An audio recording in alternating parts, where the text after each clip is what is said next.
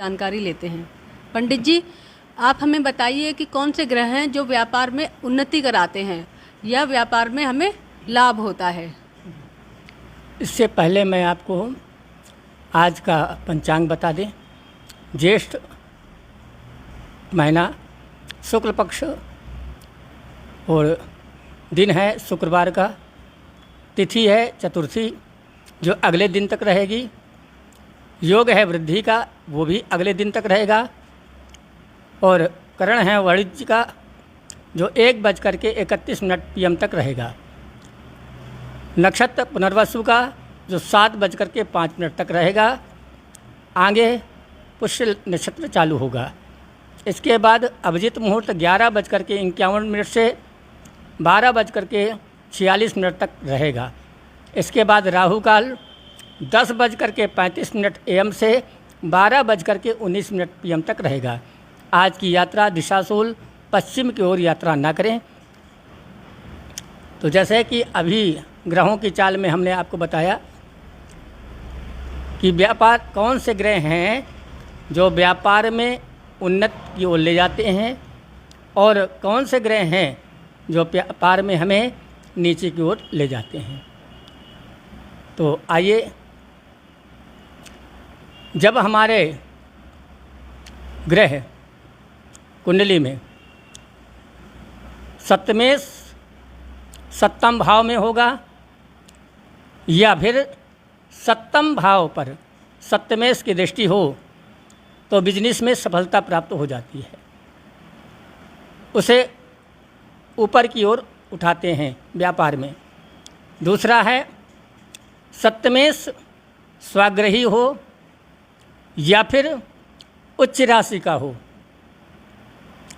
या फिर शुभ भाव में, त्रिकोण में, केंद्र में आदि में, तो बिजनेस के अच्छे योग बना देता है। उस व्यक्ति को बिजनेस के अच्छा फल प्राप्त करेगा। तीसरा है यदि लग्नेश लाभ स्थान में स्थित हो और व्यापार में अच्छी वह सफलता प्राप्त कर सकता है। चौथा है लग्नेश की लाभ स्थान पर दृष्टि हो तो भी व्यापार में लाभ प्रदान करता है। यदि लग्नेश दशम भाव में हो और दशमेश लाभ स्थान में हो तो बहुत अच्छा व्यापार उस व्यक्ति का चलेगा। इस तरह है यदि धनेश और लाभेश का योग शुभ स्थान पर हो या धनेश और लाभेश का राशि परिवर्तन हो रहा हो तो भी व्यापार में सफलता प्राप्त कराता है। आखिरी में सप्तमेश यदि मित्र राशि में शुभ ग्रहों या शुभ भाव में स्थित हो तो बिजनेस में आने का प्रबल योग बना देता है। ये बताया आपने ये पंडित जी ने आपको बताया है कि कौन से ग्रह हैं जो व्यापार में हमें लाभ पहुंचाते हैं, लेकिन ऐसे भी ग्रह हैं जो हमें व्यापार में हानि कर सकते हैं। बताइए पंडित जी कि ऐसे कौन कौन से ग्रह हैं जो व्यापार में हमें घाटा करा सकते हैं। जी देखिए, जिस तरह से हमें व्यापार में ग्रह उन्नति की ओर ले जाते हैं, ऐसे ही यदि ग्रह विपरीत होगा तो हम कितना भी बिजनेस कर लें, कितना भी पैसा लगा लें, वह हमें नीचे की ओर ले जाएगा। तो उसके लिए जन्मांक में, जन्म कुंडली में बुध स्वाग्रही हो या उच्च राशि में मिथुन कन्या में होकर के शुभ भाव में हो तो अच्छा व्यापार करता है। इसी तरह यदि लाभेश 11वें भाव का स्वामी होकर के पाप भाव 6, 8, 12 में हो तो ऐसे में बिजनेस में संघर्ष की स्थिति पैदा कर देता है। उसको बहुत संघर्ष करना पड़ेगा व्यापार में। दूसरा है कुंडली में एकादश भाव में किसी पाप योग का, ग्रहण योग, गुरु चंडाल योग का बनना भी बिजनेस में बहुत संघर्ष कराता है। इसी तरह कुंडली में सप्तमेश का पाप भाव का नीच राशि में होना भी बिजनेस क्षेत्र में बहुत संघर्ष दिलाता है। और भी बहुत से ऐसे योग हैं जो कि आगे चल करके हम चर्चा करेंगे कि हमें कौन कौन सी या कौन कौन से ग्रह हमें लाभ देंगे या कौन कौन से ग्रह हमें हानि पहुंचाएंगे, ये तो कुंडली आने के बाद ही पता चलेगा, जब आप कुंडली हमें दिखाएंगे। जैसा कि पंडित जी ने अभी आप सभी को बताया कि ग्रहों की जो जानकारी हमें मिलेगी वो आपकी कुंडली के आधार पर ही मिलेगी। अगर इस बारे में आपको कोई भी जानकारी लेनी है तो आप हमें टाइप कर सकते हैं या हमारे फ़ोन नंबर 9582381347 पर बता सकते हैं। इसके लिए आपको अपनी जन्मतिथि, जन्म स्थान और जन्म का समय भी बताना होगा। जैसे पंडित जी ने अभी हमें बताया है कि व्यापार में घाटा और लाभ हमारे ग्रहों, जो कुंडली में ग्रह होते हैं उन्हीं के उस हिसाब से चलता है। तो पंडित जी, इन ग्रहों को शांत करने के लिए भी कुछ उपाय होंगे जी। आप हमें उन उपायों के बारे में बताइए।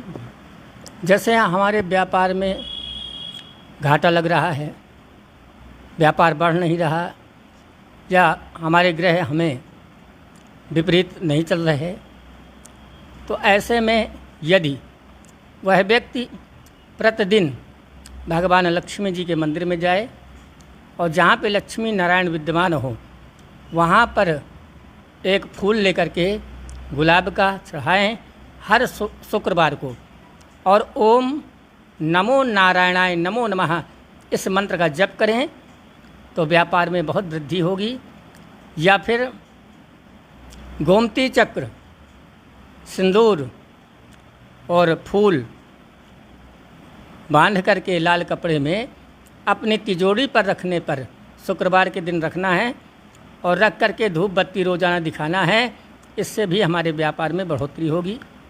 या फिर अगर बहुत ज़्यादा हमें घाटा प्राप्त होता है तो फिर उस व्यक्ति को कनेर के फूल, रोज़ाना 11 कनेर के फूल लेना है, उनको शिव मंदिर में जा कर के एक एक कनेर का फूल भगवान शिव को अर्पण करना है और ओम नमः शिवाय बोलना है। वहाँ से 2 कनेर के फूल ले करके और भगवान शिव का आशीर्वाद ले करके अपने व्यापार क्षेत्र में या दुकान में उन फूल को रख दिया। ऐसे 21 दिन तक यदि करता है व्यक्ति तो व्यापार में बहुत ज़्यादा बढ़ोतरी होगी। पंडित जी, जैसे आपने अभी पहले बताया कि हमें वो गोमती चक्र और फूल रखने हैं अपनी तिजोरी में, तो जो तिजोरी में हमें पुष्प रखने हैं वो कोई विशेष प्रकार के होने चाहिए, कनेर के, गुलाब के? कौन सा फूल ऐसा है जो हमें अपनी तिजोरी में रखना चाहिए, उसकी भी जानकारी आप हमारे। जैसे फूलों में अगर गुलाब का फूल हो तो बहुत सुंदर है लक्ष्मी जी का, या फिर कमल का फूल हो तो एक कमल का फूल उस के पास में रख करके गोमती चक्र, सिंदूर रख करके और उसे बांध दें, क्योंकि गुलाब के फूल में लक्ष्मी जी, कमल के फूल में लक्ष्मी जी का वास है और गुलाब के फूल में भगवान विष्णु का वास है। तो इसी तरह अगर ये दोनों फूलों में कोई भी फूल मिल जाए वह फूल लेकर के बांधें, इससे लाभार्थ प्राप्त होगा। और यदि अगर और लाभ हमें प्राप्त करना है तो हम आपके कुंडली के आधार पर, आपके ग्रह के आधार पर उसका उपाय बताएंगे और उसका मंत्र जप बताएंगे कि उनकी कुंडली में कौन सा ऐसा ग्रह है या कौन सा ऐसी ग्रह दशा चल रही है, कौन सी महादशा चल रही है, क्या विपरीत है, क्या अच्छा है, इसके बारे में हम आपकी कुंडली पर जब देखेंगे तभी आपको आगे बता सकते हैं। जैसा कि आपको पंडित जी ने अभी बताया है कि आपको जितनी भी और अधिक जानकारी चाहिए तो उसके लिए आपको अपनी जन्म तिथि और स्थान और जन्म का समय भी बताना होगा, जिससे हम आपके जन्म पत्री देखकर ही आपको ये बता सकते हैं कि आपके व्यापार में वृद्धि के लिए आपको कौन कौन से और उपाय करने हैं। और इसके लिए आप हमें हमारे फ़ोन नंबर पर कांटेक्ट कर सकते हैं या टाइप कर सकते हैं। हमारा फ़ोन नंबर है 9582381347, या आप कमेंट करके भी हमें बता सकते हैं कि इसमें हमें आपको किस चीज़ के बारे में आपको और अधिक जानकारी लेनी है। इसी के साथ मैं मोहिनी हरसाना आपसे इजाज़त लेती हूँ। नमस्कार, राम राम।